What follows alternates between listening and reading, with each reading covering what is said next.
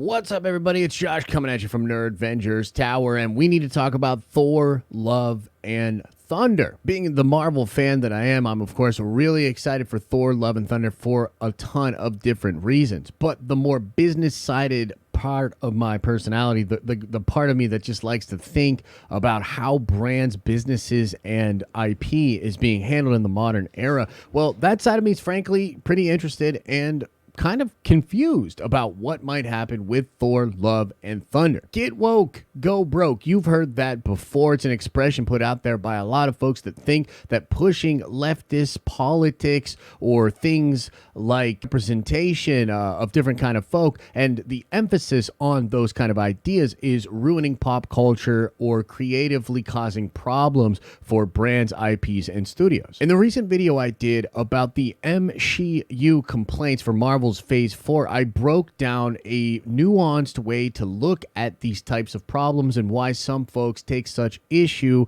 with these things happening in their popular movies and television shows. The TLDR on that is that, yes, there's certainly a push from a lot of different studios to put more representation of female heroes, of LGBT heroes, and all kinds of different folks into their big IP. And I think some of the discussion around this is disingenuous from a lot of the different sides of the aisle, and it becomes a big political thunderdome on the internet, as most things do. And I think the real discussion around representation and creating popular stories has to fall more in a line of, does this feel organic? Does it execute well for the story's sake? And does it not feel extremely pushy? But you see, a lot of that is actually determined by the audience, right? Because making certain really pushy political films could absolutely work and actually be the perfect way to approach a certain project if that project is indeed aimed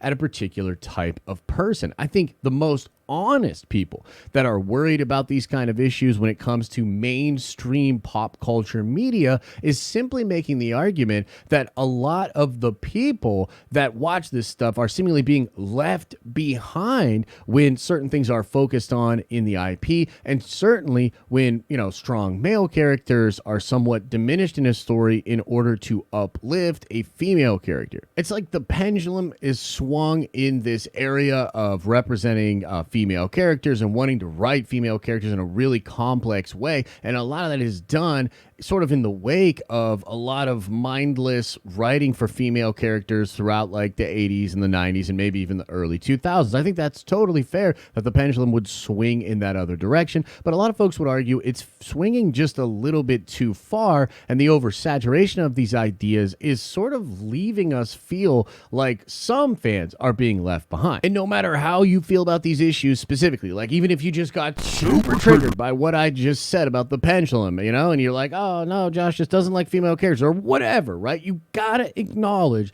that there's a ton of people that are feeling this way. There's a ton of folks out there that for whatever reason are getting triggered or bothered by studios injecting a lot of these ideas into their stories. There's a whole bunch of people out there that are pumped about it. I acknowledge that those fans exist. I acknowledge that there are fans that sometimes love a property simply because of these certain things being put into a film, like representation. And I think that is absolutely and completely a valid way to be a fan. But you can't then turn around and say that all of these other fans that want to see badass Thor, that want to see badass male characters, and that are triggered or bothered by seemingly pushy political statements being put into the movies, you can't just say that they are invalid or the way that they enjoy content is invalid. And at the end of the day, movies should be a very fun experience, feel something like a ride, man. It should be like an incredible, exciting thing that we go to experience together. And I do think that films have had pushy political things in them before, but it was probably in better balance. And that was the measure of how much a film had mass appeal. There's this concept in movies called 4 quadrants, right? Represents different demographics of people. And at the end of the day, when you're making big, popular, pop culture, massive IP movies, you want to make the majority of the folks in the crowd happy. And again, when you think about how divided the proverbial room is out there for content, it gets really interesting. And Top Gun Maverick currently outpaced outpacing Doctor Strange in the Multiverse of Madness domestically, I think is somewhat of a signal that there's a large group of fans out there that actually want their movies to not have a ton of pushy politics in them and to want to just be fun adventure rides that are essentially giving you what you want from an entertainment perspective. And Thor Love and Thunder has an incredibly unique opportunity here to sort of fly in the face of that get woke, go broke narrative if it becomes a massive smash success. But unfortunately, it also has the ability to prove that narrative at least partially correct if the movie underperforms. Because one of the main draws to this film is seeing a female Thor, seeing Jane Foster become the mighty Thor in this movie. And even though I'm pumped to see it and I'm so excited for this movie, and I hope that it's handled with nice sensibilities where our Thor Odinson, is also able to shine and be awesome, you cannot deny that many folks will be trepidatious in going to check a movie out like this, and it is even possible